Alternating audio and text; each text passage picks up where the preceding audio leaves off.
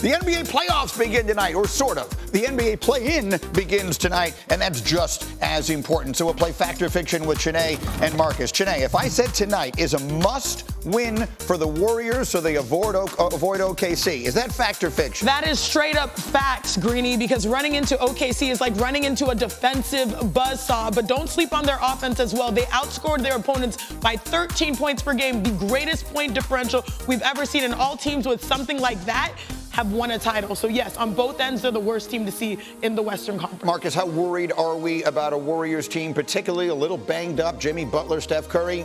I think these guys know what they need to get to this game, right? I know they know exactly how much is at stake. I think both of those guys will be ready. Two tough guys that's ready to take on that. You think they will play and they will play well? Yes, sir. All right, fair enough. Let's go to the next one. Marcus, this one is for you.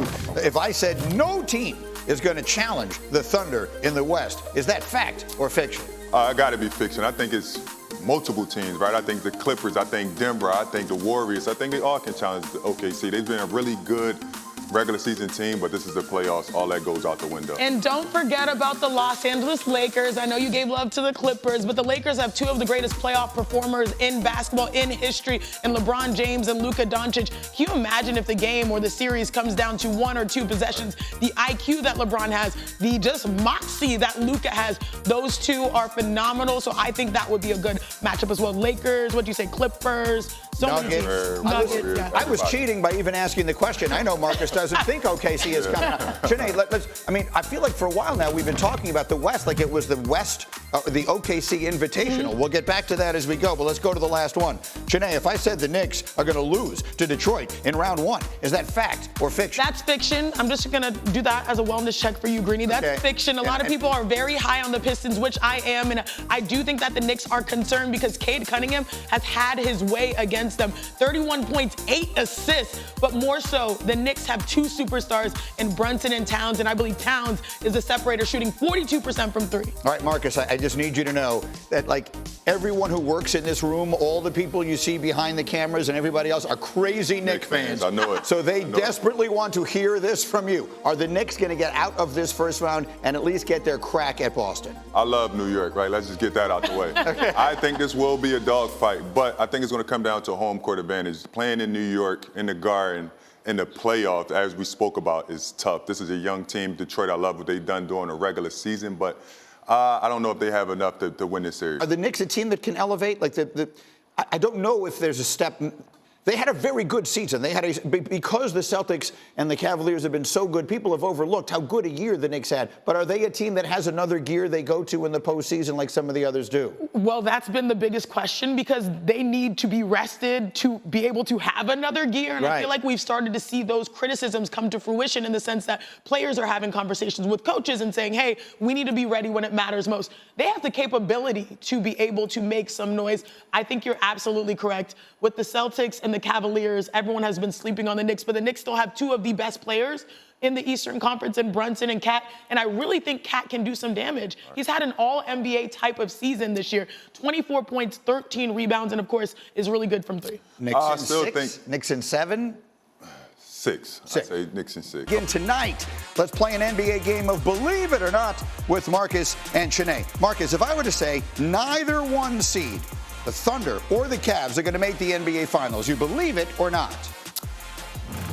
I believe it because I do think that the Celtics will make it, but I don't think OKC will. So what you're saying is the Celtics aren't even the one seed. We think of them as the one seed. Yes. So you're telling me Cavs aren't going to make it, OC isn't going to make it, so you believe it, neither one is going to make it. Neither one. You're right. I thought the Celtics was the one seed. They've been playing so well this season, but you are right. I don't think either one seed make the finals. Either one. I'm sticking to it. I'm sticking to it. Guess what? You were right before on the Clippers, so I give you a respect where respect is due.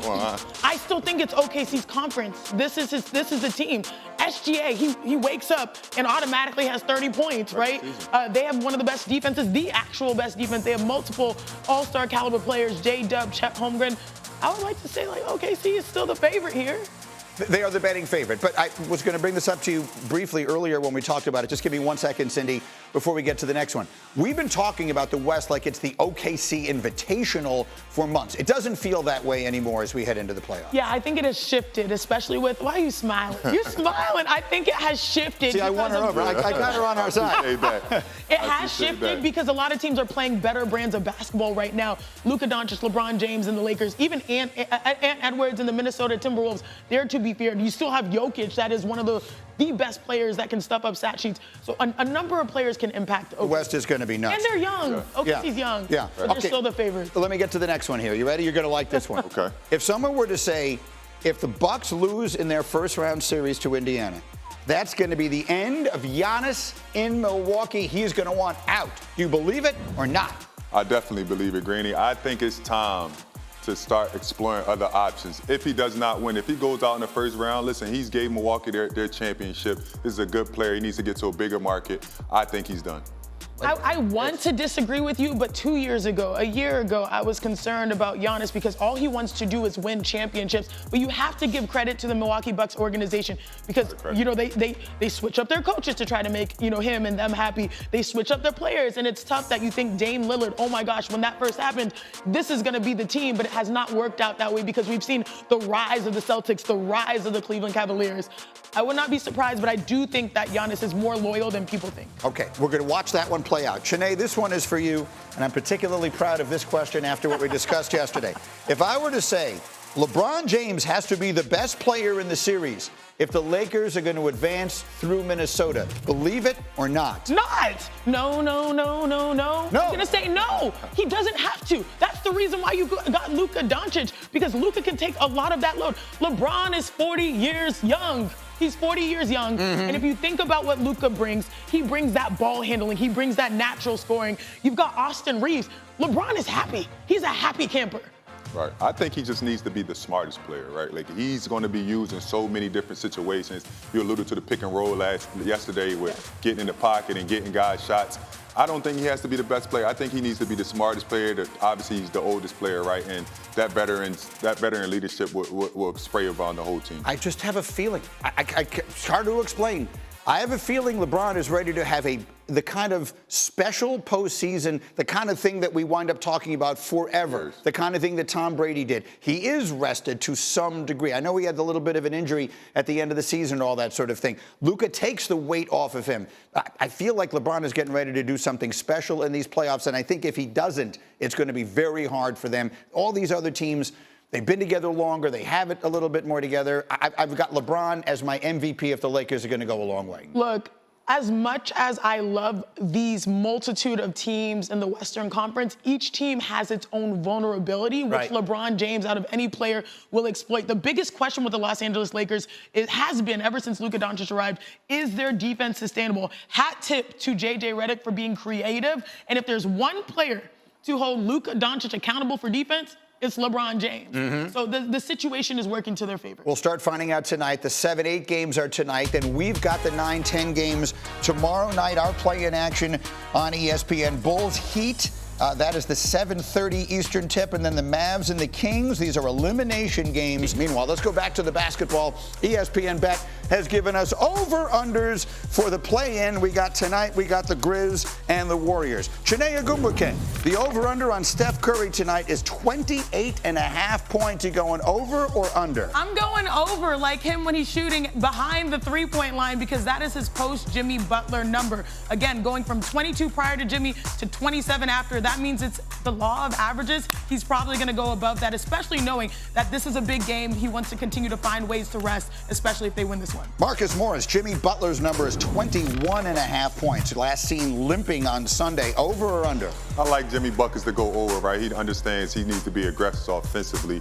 Against the Clippers, he had 30 points. So I know he understands the importance of winning this game, and they need him to score in this team. So I'm taking it over. And then Chiney, how about Ja on the other side? His number, 27.5 for Mr. Morant. Over or under? Respectfully, I'm going to say the under, and I take this from his opponent, Steph Curry. Steph Curry said, it's not how many you make, it's when you make them. And Ja Morant is one of the best at that. It's a momentum play. It's a steal to a dunk. It's a block to a crossover. Those are the type of plays that will keep them in this game. So I'm going under respectfully. Look, I mean, this play-in has been an outstanding addition for the NBA. I think that is almost unanimously agreed upon.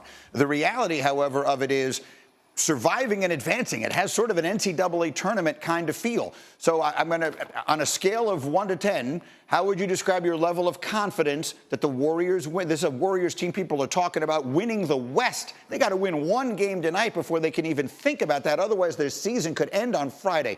10 is the most confident you can be. What is your level of confidence? I'm going to say 9, right? I'm going to give them 9 because I believe that the Grizzlies will give them a dogfight, right? I think the Grizzlies are a really good team, but after the top 3 guys, I don't think that they have any experience after that, right? I think that the Warriors understand getting that extra break really helps them. You know what I mean? They are banged up with injury, so I think they lay it on the line right here. They give everything they got, and they cruise into the 7th seed. Yeah, again, a reminder for those who don't know, the losers of the 7-8 games wind up playing for their lives on Friday and then turning around and playing when the playoffs begin just very quickly after that. Chiney, how confident are you about the Warriors tonight? Look, I'm not going to go 9, but I'll go 8.5. I'll go 8.5. It's higher than I expected from either of you. Jimmy Butler, when last seen, Jimmy G. Buckets was limping around the floor the other day. That's 2 days ago. It's not 2 weeks ago. But also, he's one of the toughest in the NBA, and I think they expect, and that's the play right there, taking the knee by Kawhi Leonard.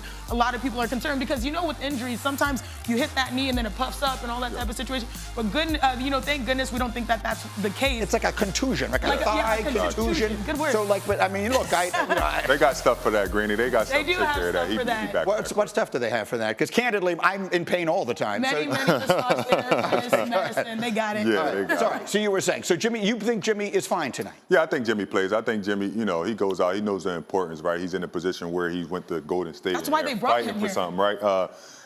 He stayed in that game, so I think he will be okay. I mean, I don't see him limping. I asked this one also of Chiney advisedly, and I say that because she is from Houston.